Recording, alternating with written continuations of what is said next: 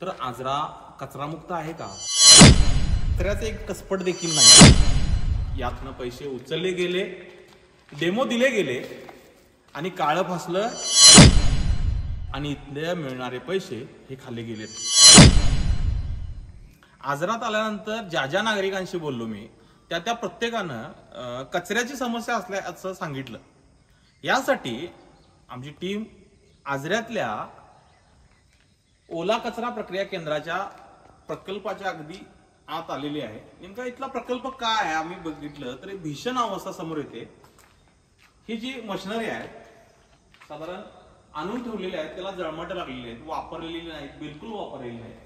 इकडं घातक कचरा म्हणून काही छोट्या छोट्या बॅग्स केलेल्या आहेत। जर आजरा शहराचा घातक कचरा जर एवढाच बसत असेल तर किती सुदैव आजरा आहे पहा। हे मशीन बघा, नवीन आहे मशीन, मात्र त्याला जळमट लागलेली आहे, जोडलेलं दिसत नाही आहे ते। दुसऱ्या बाजूला इकडं जर आपण कचऱ्याचं बघितलं तर एके ठिकाणी बाटल्या आहेत, दुसऱ्या ठिकाणी चप्पल आणून ठेवले, तिसऱ्या ठिकाणी कापड आहेत। म्हणजे सरळ सरळ हा डेमो उभा केला। इथं कुठल्याही प्रकारची प्रक्रिया होत नाही हे स्पष्ट दिसतंय। एकही हालचाल इथं नाही आहे। इथं ज्यावेळी आम्ही आलो त्यावेळी इथनं भटकी कुत्री बाहेर पडताना दिसले आम्हाला, मात्र इथं कुठलीही हालचाल झालेली नाही। आपण मशिनरी पाहिल्या असतील, मशिनरी कुठेही जोडलेल्या नाही, सगळ्या मशिनरी आणून ठेवल्यात।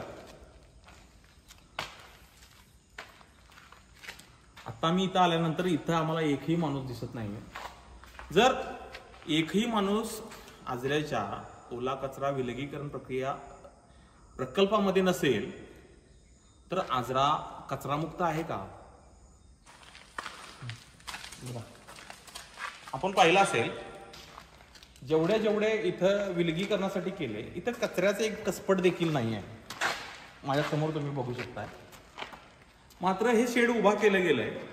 म्हणजे थोडक्यात सांगायचं झालं तर हा प्रकल्प कागदावर आणला गेला, यातनं पैसे उचलले गेले, डेमो दिले गेले आणि काळं फासलं आजऱ्याच्या नागरिकांच्या या नावाला।